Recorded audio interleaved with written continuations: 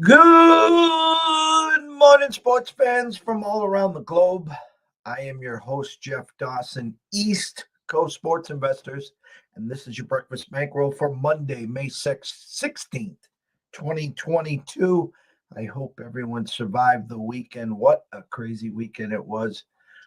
Game sevens galore, NBA, NHL last night, yesterday, two NHL game sevens, two overtimes, and the home team won both. And Rangers win on a power play, which is kind of tough to swallow. Pens had a couple opportunities. They had Sid back, they had Jerry back. They took leads in the game and had a lead late and just couldn't hold on. And then in overtime, get a penalty, three and a half minutes in, and the Rangers score and move on. Hats off to the Rangers, down 3-1 in that series and come all the way back to win that series. And Flames and Dallas.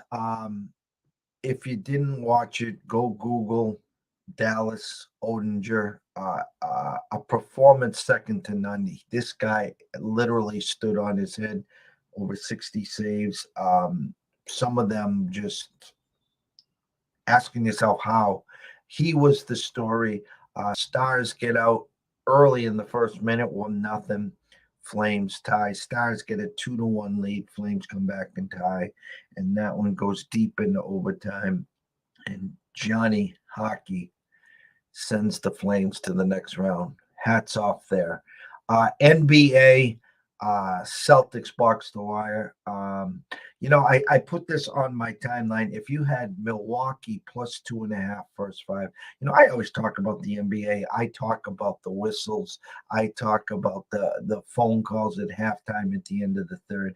If you had Milwaukee plus 2.5 first half, Giannis, they're down two. Giannis is dribbling the ball and literally is just about to heave up a three at the buzzer.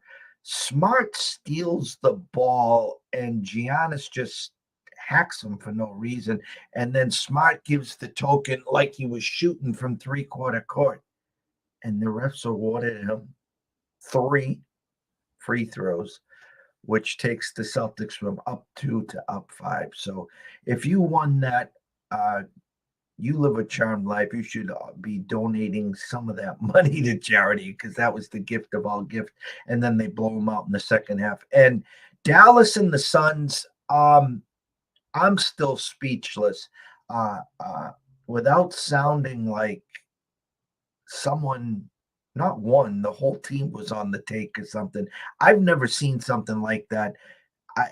I remember one game way back, and I'm dating myself.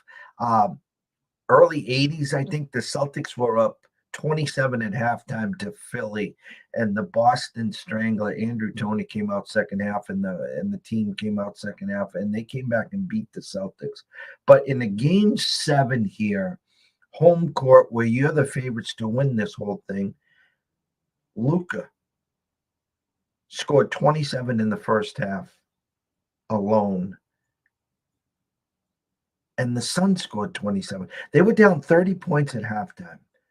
Now, I can't even fathom that. And I think we're going to have Brady Tinker on later this week from Dallas, and he's going to break this down. He's been on Dallas the whole time, obviously, when they were down a couple games to Utah, and he said they would come back. But this is mind boggling. Not that Dallas won. I'm not disrespecting Dallas for winning the game, but how they won the game. And, so you say second half, well, at least Phoenix is going to show some fight. They didn't. And now CP3 is 0-7 or whatever in game 7. Now he's the reason why, and it's the coach, and I guess broken foot they're saying now, but I just don't get it. I don't understand it, and something was going wrong there, and we'll maybe find out. I just still don't understand it. And in baseball, some interesting games yesterday. Again, it was Sunday. You expect the unexpected. There was a few unexpected, nothing jaw dropping or anything to that. fathom. For the ECSI VIPs, we started the day 2-0. We had Houston money line. We had our dog of the day, which was the Mariners, up 4-1, up 8-5, and then bottom of the ninth got a hold on, bases loaded, 3-2 count to Alonso at 8-7, and he strikes out for the win there. I send out another email and alert. There were a million ways to guarantee money, because this one was paying almost 9-1, and you could have just flat out taken the Flames on the money line and just called it a day. You could have got cute and tricky and played some in game, because as soon as Dallas scored, it was basically a pick 'em. As soon as Dallas took a 2-1 lead, again, it was a pick 'em, but there was guaranteed profit after a tough week. I'm not going to lie. In the NHL series, all 4 series that took big moves, big power moves, public jumping in, all went 4-0, and they were gifted. And the shopper people that look at the games the way we do take the bagel. So without further ado, let's bring him in, the man from the Windy City himself, the one and only, Mr. Riley Magnuson. Good morning, sir. Morning, my friend. Happy Monday. Nice or crazy weekend of sports action, as you mentioned. How's the week starting for you? Everything looking good? Yeah, busy week. With the PGA, the 5th major, with the Preakness, with the Eastern and Western Conference Finals, with the Celtics obviously getting through. Will be interesting for the locals. Baseball every day. You know where I want to start with you? Yeah. I talked about Sunday. You brought it up right at the end of our show on Sunday about the final round of the golf tournament. And I said, for most people, what they do is they take a look at the leader. They try to gravitate to a big name or two that is just a couple strokes back. And I kept saying, you got to take your eyes further down the page. You got to get the guy that posts the -6, 7, or 8 under. You put up on your timeline, hey, we didn't even look as far as Matsuyama. But as I said, the -17, even a Keith Lee at that point could be the guy, and he happened to be the guy. Yeah, and I mean, back-to-back champs at this tournament too is pretty damn impressive. I mean, he was flirting with some danger. I think it was on 17. He had that nice chip where he was half in the sand. So it was a nice win, man. I'm interested to see. I think that's going to be. I mean, it's still, I think, nice momentum for a lot of these guys. I mean, I'm looking at the top 5 right now. 3 of the 5 are just some of the massive names: Hideki, Schauffele, and Spieth, and I think JT Thomas was just behind them. So, I think a lot of guys got some awesome momentum coming into this next, obviously the PGA here this weekend. So it was a fun day of action yesterday. I mean, 26 under, and you got 5 guys within 3 strokes. It's a pretty damn entertaining tournament. So, we'll be lucky if we get some type of entertainment like that this weekend here. Temperature in the Windy City for the South Side. I hope we don't see the Yankees ever again. I think that's my feeling over here. We've got 5 games with the Royals. That's where my head's at this week, and we've got to take care of business over there on the road with 5 games, a doubleheader mixed in there somewhere. But as I mentioned the other day, the Yankees are obviously a better team than us right now, but nonetheless, there's something about whenever we play them or the Astros where, again, those teams are just better than us right now, but we just come out flat for whatever reason. So Giolito on COVID protocol or something like that, so I'm hoping we get him back because I think we're undecided still, last I checked today. I'm still feeling all right, but in the long term, we'll see. We need to start making some momentum up here pretty soon. Any Packer information for the family?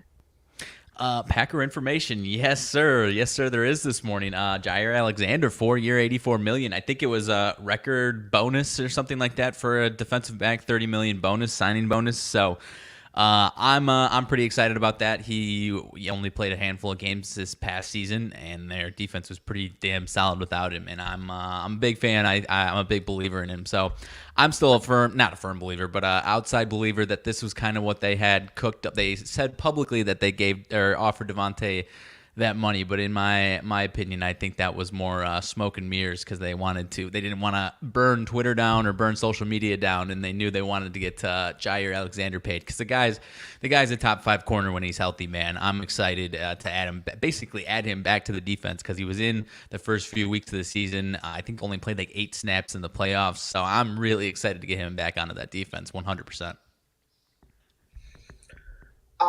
First impressions, I was kind of surprised that our friends at Westgate come flying out after the Celtics win. Celtics minus 170, Yeah, Miami plus 150. Miami with the home court advantage there. And then Golden State, I think, was minus 250, 270. And the Mavericks about plus 200, plus 220. I guess we can go back if you wanted to get really cute and creative. Round 3 of Mavericks versus Heat in the championship there. People have been talking about that. For me, I got to take a few days here to really figure this one out. We were yeah. fortunate we grabbed the Celtics plus 130 after game 1 of their they lost. Also talked Friday on the show. You could have grabbed them at plus 210 if you liked them in game 6 Right. and wanted to hold on there. Any initial thoughts on either opening series numbers? Yeah, I kind of agree with maybe that's a little inflated, but I think that series is going to be good. Celtics and Heat. I definitely lean towards the Celtics. I don't know. What's your thoughts on game 1 here? Do you think? Because I personally think the Heat actually have a nice advantage. Obviously, they have a home court advantage, but I kind of like the Heat in game 1 to some degree here. And so maybe if we're looking at that, maybe we take, or maybe if you like the Heat in game 1, you take the Heat at plus 145, and then we get Boston and plus money for the series after that potentially. I don't know. Are you feeling good about the Celtics? Am I crazy that the Heat have something, maybe an advantage rest wise here in game 1? Well, a lot of talk yesterday was that exact thought process was the fact that, hey, Celtics are pretty decent favorites, but the Heat are favored in game 1. So if the Heat are going to get that uh, at one game at home, it would be game 1 versus game 2. And if that's your thought process again, you could wait on the Celtics series. If you like the Celtics, you don't even have to play the Heat game 1 if you don't want to. Hope and Right. pray the Heat win and then jump on the Celtics. Or you could just play the Heat game 1. If they do win and cover, jump on the Celtics in the series. They'd probably be about a pick 'em or maybe even plus 110. Yeah, I think something along those lines is probably what I'm going to be doing because I like the Heat team. I don't know if not a lot of people are giving them a ton of credit. I think the Celtics win this series in 6 or 7, but it wouldn't surprise me if this went 7. I think it could be 2-2 going after the first 4 games, and maybe Miami steals one in Boston. Boston wins handily game 2. And then I guess I'll say Boston in 6, but I think this is going to be a damn good series, man. I think they match up in a lot of ways pretty nicely, but I think, with the Celtics have a little more firepower. I like their defense just a little bit better, but I think this is going to be a hell of a series. I'm really excited for this one. Me too. Jimmy Butler always rises to the Yeah. occasion against the Celtics. I think it'll be a great series. The Celtics, since the start of January, have been the best team in the NBA. They've gone through a couple tough patches in the playoffs, but they've seemed to get it together. They're playing pretty well as a unit. The one thing that I would say is, again, they're really living and dying from the 3-point area. There's no Giannis in the middle for this series. Not taking anything away from Miami and the defense that they also carry here, but I'd like to see a little more attack the rim, and then if they draw the double, then you kick it out for the 3. Yeah, 100%. I'm a huge believer in Bam Adebayo, but like you said, it's still a different dynamic as far as the Celtics defending him. It's a different dynamic as far as him, as a defensive force compared to Giannis. So it's going to be some adjustments for sure. I think he's going to have a couple games though where he is a really huge difference maker for the Heat, 100%. And then you're probably going to have a couple games where Jimmy Butler is fantastic offensively. So I think it's going to be pretty damn competitive, man. Al Horford, I think, is probably an X factor for the Heat or for the Celtics, excuse me, as he's been is probably going to be a guy that needs to step up. Obviously, Marcus Smart defensively. So yeah, I'm really excited. I'm leaning Heat game one. We'll see. I think that one starts tomorrow, if I'm not mistaken. But we'll see what we're feeling tomorrow morning, I guess. Yeah, just scrolling right through here. Heat open up -2, under over at 206.5, down to 204 at circa 205 at the rest of the Vegas Strip. Tomorrow as well, round two, game one, Tampa and Florida. Florida opens up -154, now 158, and St. Louis at Colorado. Colorado opens at 216 and staying at 216. And that series I saw initially, Westgate open up the Avs like -400 or something stupid like that. And St. Louis was +300 there. I find those numbers quite crazy. And yourself and myself, we can dig more into those on tomorrow. So for today, we just have an MLB slate.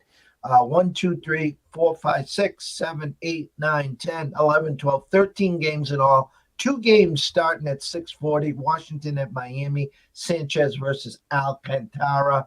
Miami opens up -205, now 188. And Detroit at Tampa. I guess Fado versus Kluber. Kluber opens at 195, now 195. The board is yours. Any games catch your eyes early this morning? Any props, any leans, anything you see? I've got a couple that I'm at least interested in talking about for sure. The couple that you mentioned, I don't have too many strong thoughts. I don't know much about Fado. Only a couple starts. I think might be his third start, so I don't know much about that one. And then Miami being that big of a favorite, I don't have strong thoughts. The one that I kind of wanted to have it back and forth on this one, St. Louis and the Mets should be one of the better games of the day. Michaelis and Trevor Williams, Mets -120. I do think I was looking. It looked like there is a chance of rain around game time, so maybe that's a factor to at least consider. I guess what I want to ask, regardless of what you think of this day or this game here today, St. Louis scores 15 runs yesterday. You and I have never really talked about it. Do you have any rules or thoughts on if a team has that type of outburst the day before? Do you stay away from them? Do you fade them? Do you back them? Any thoughts or just business as usual, just another day? I think there's a couple red flags for me. Obviously, the explosion on offense, number one. Number two, they played the late game on ESPN. Yeah. Now they're traveling to the Mets. Mikolas has been great. Not a big Trevor Williams fan. If I had to play the game, I would obviously lean the Mets. I would keep an eye on Mother Nature to check actually, let me see what I'm seeing here with our charts. Yeah, 56% chance of rain opening pitch, 58% at 8 p.m. And then at 9 and 10, it's going to go away. So I don't know if they hold back the start here and wait till after 8, hope that it clears by 9. I hate the start and stops and anything like that. Yeah, no, definitely. If I had to play the game, I would be leaning Mets initially. Yeah, I think so. And I was mainly curious. That's kind of where I was headed to. And then I kind of just stay away because of the rain. And then because you and I had never talked about that, I don't think as far as in the MLB, especially where a team goes for double-digit runs and then, outside of maybe Coors Field, what do you expect from them the next day? But the other one that I wanted to move to where you're sitting in front of right now at Fenway Park, we've got our guy we were talking pretty rudely about, and he's been pretty good, Jake Odorizzi against your Red Sox. I personally am leaning. I mean, if we're in the boat of fade Mr. Odorizzi, I think he's got to be due for some regression here at some point. And you've got your guy Whitlock, which obviously you can speak to. I imagine he's been good for 3 to 5 innings. I'm interested in the first 5 in this one. The Red Sox obviously trending up a little bit. Unless Jake Odorizzi has figured his old self out and is just back to being a new guy, I've got to be interested in the Red Sox in this one. Since the move to the start and rotation, Whitlock has not been that guy that was in the back in the start of the year. They did give him an extra day's rest. He was scheduled to start yesterday. They bring up a kid and they get shellacked. And now they come home to face Houston. And Odorizzi, you're right. We were bashing him so loud he heard it, and he's actually been pretty damn good. His last Pretty damn good, yeah. Whitlock, it's a good spot. I love where your eyes are. I too would be leaning first five with Whitlock. Let me check. There is an outlier here for the weather. Maybe it's just the wind here. Yeah, and then, 20, I mean, the other 20%, thing okay, my bad. Sorry, 20%. no, 20% chance of rain at 7, 25 at 8 and 9. And they're also 12 to 13 mile an hour winds blowing out from right to center. Okay. The only thing I was going to add about minus 130 on the money line full game, and then 140, 145 on the first game or first five money line. So a little bit higher on that, eat more chalk, but I think it's the safer play for sure. Yeah, you can try to get cute if you don't want to start the week with the chalk and play the half run first five. The problem is which offense is going to show up and which Odorizzi is going to show up. Right. And again, I feel pretty safe that we can expect some regression from that man at some point. And so I'll be interested in it today. I've only got two others that I had some notes on, or that I at least wanted to talk about. Atlanta, Milwaukee should be a solid one again. I kind of give the edge to the Brewers in this one, about minus 40. Freddie Peralta has been trending upwards. I'm not sure what your thoughts on him individually are, but Atlanta, I think they were the early game yesterday, so maybe they've got a nice little rest advantage compared to the Brewers. I'm kind of staying away from this one, but I'm at least interested in dissecting this pitching matchup as the date goes on. And see where we're at with this one. But I at least gave a quick edge to the Brewers on paper before you dive it too far into it, at least. You know, the Braves are funny. They're the defending champs. Right. Acuna's back. When I see numbers like this, it's almost, and I have to really start double checking the thought process. It's almost like, to me, they're begging you for, again, brave money. I mean, you're getting plus 127 at the circa as we speak here. The Brewers minus 139. Anderson's been hit or miss. Peralta, I lean Brewers. I like their back end. I like everything about them. I'm not going to, as you would say, eat that kind of chalk, but I'm not going to play them minus the 1.5 either for the full game to under over of 8. So kind of in no man's land there.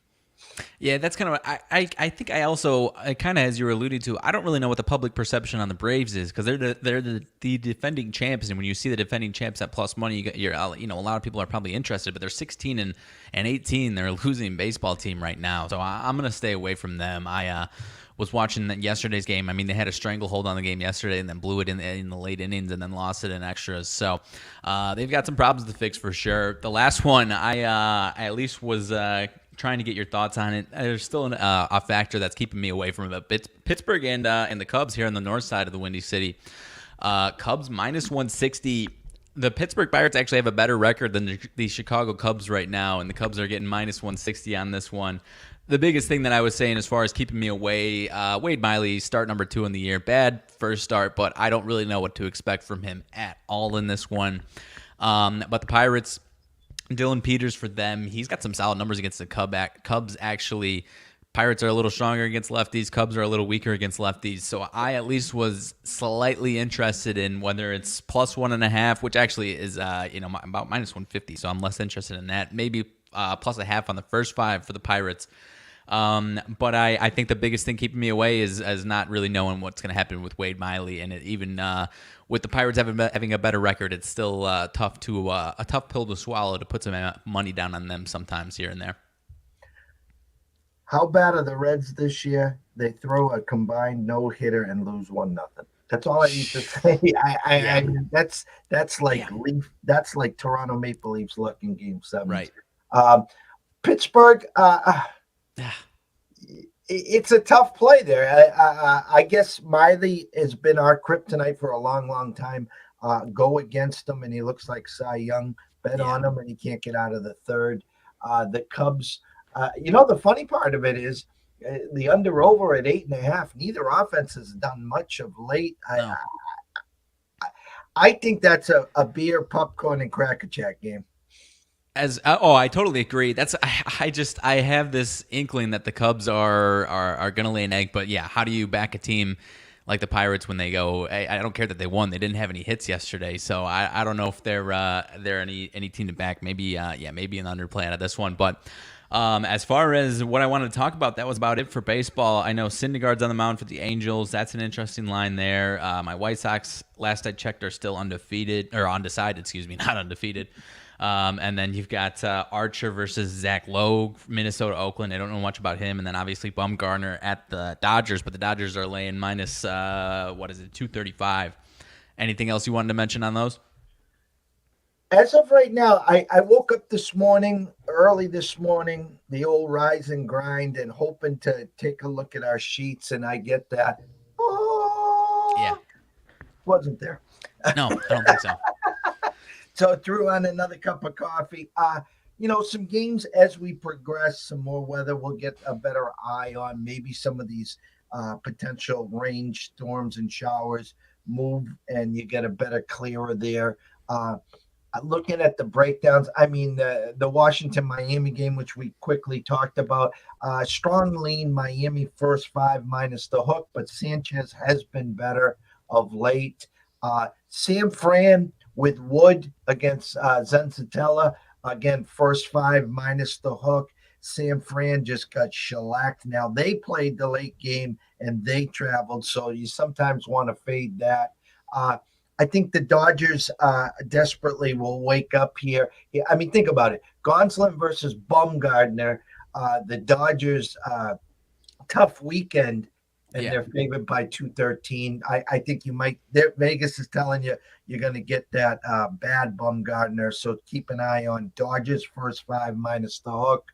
Nothing on Detroit, Tampa. I mean, the Yankees own Baltimore. Right. Own them.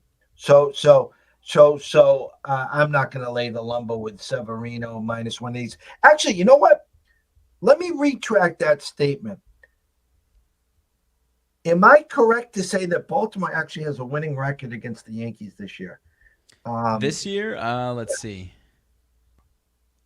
I see the last 5. It's Yankees 4 out of the last 5 here. Okay. Yankees 4 out of the last 5. Okay. If not more. I only saw the last 5, but yeah. Okay. So I was thinking of something. There was a team that the Yankees can't beat, and they'll come back to me. Okay. So, yes, they do own Baltimore. I think that'll be the public. Everyone will have it every which way but loose there. Seattle and Toronto, Flexen versus Kukoc. Kukoc coming off 2 good starts. Toronto minus 155. Bats and the Jays have been struggling. They're way overdue. They get some home cooking. Not a big Flexen fan there. Right. Maybe take a look at the Toronto first 5 minus the hook. We talked about Houston and the Sox. Syndergaard versus Gray. Angels have been playing some good ball.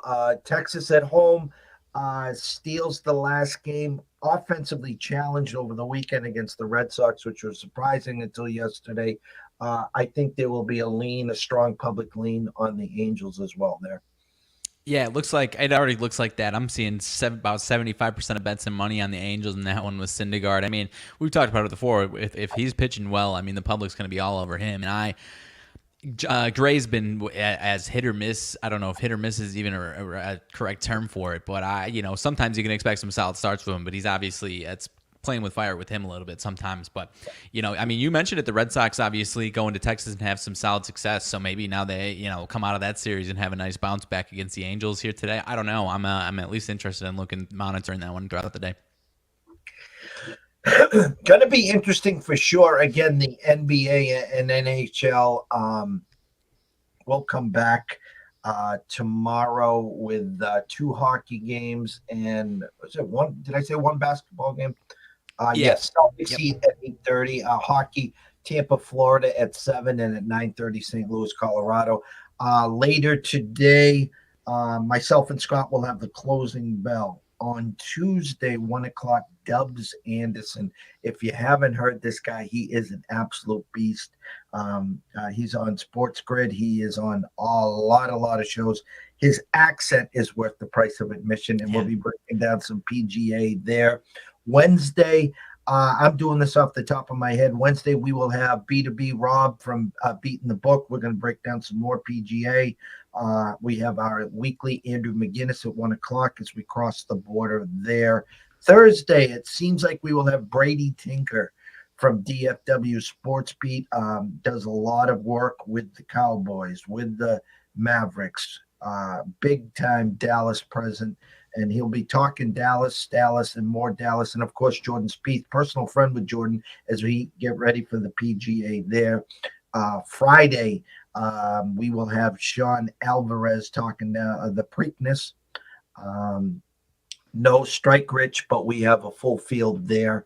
And at some point this week, I do think we will also have our weekly visit from the real Vegas Dave and Dave Sharapan there. To all our loyal listeners watching right now, we can't thank you enough. Without you, there'd be no ECSI. If you haven't subscribed to our YouTube or Twitch channel, please do us a favor. Jump on over to East Coast Sports Investors. Subscribe. It's free. Turn on the notifications. Smash the like button. Tell a friend. Tell a cousin. Tell anyone that wants to listen.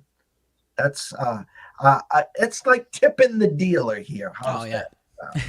Absolutely.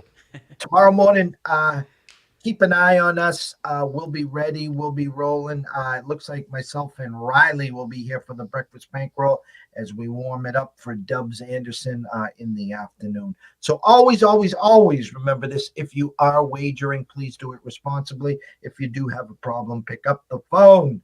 There is an 800 number. Ask for help. Why? Myself and Riley care. We would like to see you here today, tomorrow, next week, next month, through 2022 and beyond. From myself, Jeff Dawson at EC Sports Invest, from Riley Magnuson at Riley_Magnuson, the one. We wish everyone a blessed day. Have some fun today. It's a new day, new week, new beginning. Breathe, smile. It's free and untaxable. And we will see you later today.